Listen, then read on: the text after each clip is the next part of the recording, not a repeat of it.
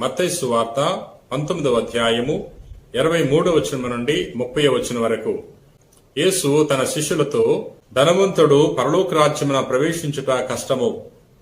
ధనవంతుడు దేవుని రాజ్యమున ప్రవేశించుట కంటే ఒంటె సూది బెచ్చములో దూరిపోవుట సులభతరము అని మరలా మీతో రూఢిగా చెప్పుచున్నాను అని పలికెను.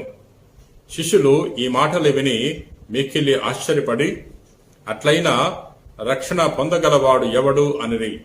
అందుకు యేసు శిష్యులతో, మానవులకు ఇది అసాధ్యము, కాని దేవునికి సమస్తము సాధ్యము అని పలికెను.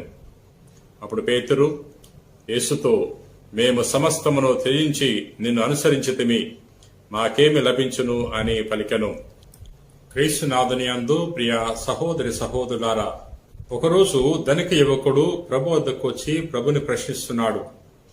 నేను నిత్యజీవం పొందుకోవాలంటే ఏమి చేయాలన్నప్పుడు ప్రభు తెలియజేస్తున్నాడు. 10 ఆజ్ఞలను పాటించు అంటున్నాడు.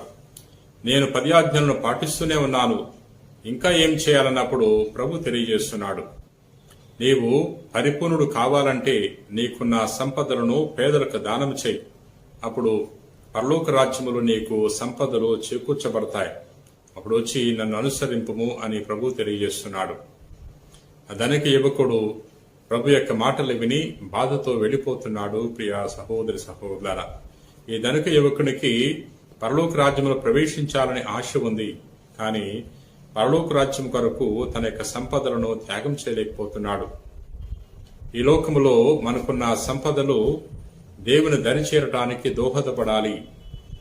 దేవుని దరి చేరటానికి మనకున్న ధనము సహాయపడకపోతే మనకున్న ధనము వృధా.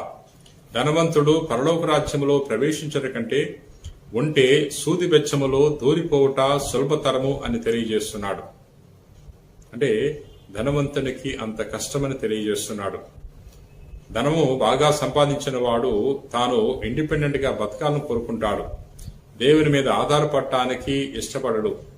కానీ దేవుడు మనకు ధనాన్ని దయచేసింది దేవుని మీద ఆధారపడి జీవించడానికే గాని ధనాన్ని ఆరాధించడానికి కాదు అనే విషయాన్ని మనం తెలుసుకోవాలి. ప్రార్థన చేసుకుందాం. ప్రేమ కలిగిన ప్రభువా, దయగిన సర్వేశ్వర, నేటి సువార్తలో ధనవంతుడు దేవుని మీద ఆధారపడకపోతే దైవరాజ్యాన్ని కోల్పోతాడు అని ధ్యానం చేసుకుని ఉన్నాం. ప్రభువా, మేము నీ దరి చేరటానికి ధనాన్ని ఒక సాధనముగా వినియోగించుకునే గొప్ప దైవజ్ఞానాన్ని ప్రసాదించండి. ప్రభు, ఈ రోజున ఎవరెవరైతే ఈ యొక్క వాక్యాన్ని ఆలకించి ప్రార్థన చేయుచున్నారో అటువంటి వారందరినీ కూడా దీవించమని మా నాథుడైన క్రీస్తు ద్వారా మనవి చేయుచున్నాం తండ్రి. ఆమెన్.